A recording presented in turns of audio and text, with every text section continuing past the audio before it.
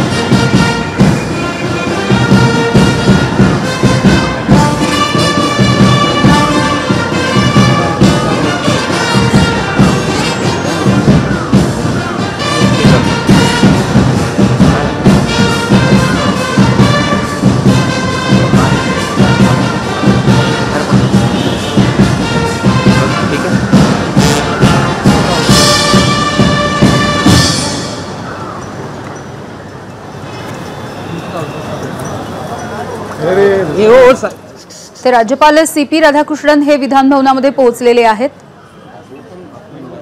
आणि अगदी काही वेळामध्ये राज्यपालांचं अभिभाषण होणार आहे दोन्ही सभागृहांमध्ये। सध्या हे विशेष अधिवेशन सुरू आहे आणि या विशेष अधिवेशनामध्ये राज्यपाल CP राधाकृष्णन यांचं अभिभाषण होईल।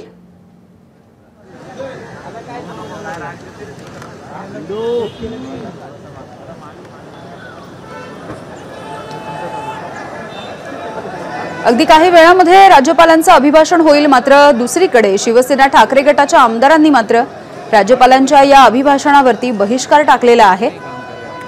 तर आपण बघतोय राज्यपालांचं स्वागतही केलं जात आहे।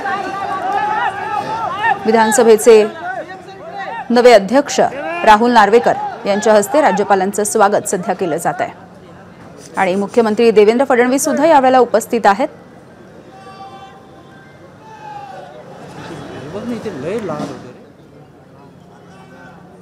काही वेळामध्ये राज्यपालांचं अभिभाषण सुरू होईल। मात्र त्याच वेळेला या अभिभाषणावरती शिवसेना ठाकरे गटाच्या आमदारांनी म्हणजेच विरोधी गटाच्या आमदारांनी बहिष्कार टाकलेला दिसतोय। बेळगावमध्ये ज्या पद्धतीने मराठी माणसांची धरपकड केली जाते आणि कर्नाटक पोलिसांनी सुद्धा ज्या पद्धतीने मराठी भाषिकांना ताब्यात घेतलेलं आहे, या सगळ्या पार्श्वभूमीवरती आता शिवसेना ठाकरे गटाचे आमदार काहीसा निषेध वर्तवताना दिसतात आणि त्यामुळे काही क्षणांमध्ये सुरू होणाऱ्या राज्यपालांच्या अभिभाषणाला ते उपस्थित राहणार नाहीत। तर हे विशेष अधिवेशन आणि या विशेष अधिवेशनामध्ये होणारं राज्यपालांचं अभिभाषण आपण बघणार आहोत। मात्र त्याच वेळेला ठाकरेंच्या शिवसेनेच्या आमदारांनी राज्यपालांच्या याच अभिभाषणावरती बहिष्कार टाकलेला आहे आणि सध्या ठाकरे गटाचे कोणीही आमदार या अभिभाषणासाठी विधिमंडळामध्ये उपस्थित राहणार नाहीत। थोड्याच वेळात राज्यपालांच्या CP राधाकृष्णन राज्यपाल यांच्या अभिभाषणाला सुरुवात होईल।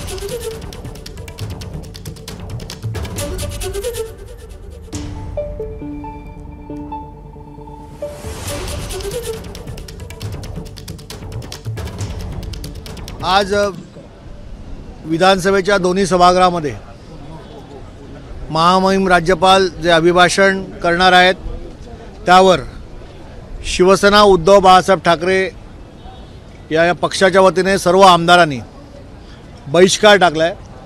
याचं कारण बेळगाव कारवार सीमा प्रश्नी ज्या पद्धतीने एकीकरण समितीच्या कार्यकर्त्यांना त्या ठिकाणी अटक केली जाते, त्या ठिकाणी सभा घेण्यासाठी परवानगी दिली जाते। कुठेतरी बेळगाव कारवारमध्ये राहणाऱ्या आमच्या सीमावासियांवरती हा मोठा अन्याय आहे।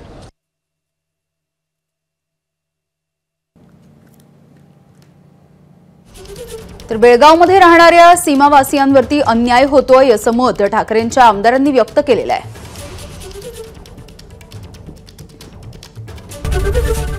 ABP माझा, उघडा डोळे बघा नीट।